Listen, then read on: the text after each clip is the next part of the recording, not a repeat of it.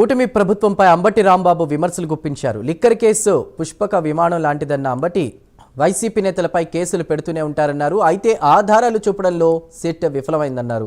భయపెట్టాలని చూస్తే భయపడేవారు ఎవరూ లేరని స్పష్టం చేశారు అంబటి. అర్థం కాల అబద్ధాల పునాదుల మీద ప్రారంభించాడు చంద్రబాబు నాయుడు గారు. ఈ లిక్కర్ కేసు ఎంత విచిత్రమైందంటే పుష్పక విమానం లాంటిది. ఎంతమందినైనా ముద్దాయిలు పెట్టని ఇంకిద్దరు ఖాళీ ఉంటుంది, ఒకలో ఖాళీ ఉంటుంది.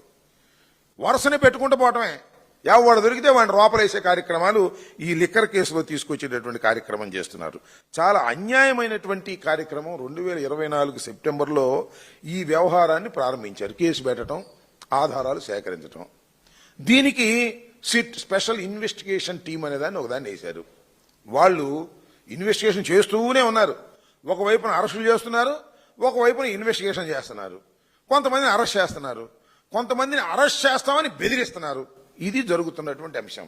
కోట్ల రూపాయలు ఎక్కడవి ఏమిటి అని కోర్టు ద్వారా పిటిషన్ పెట్టి అడిగితే తెల్లముఖం వేశారు. ఎక్కడో చెప్పలేనటువంటి పరిస్థితి.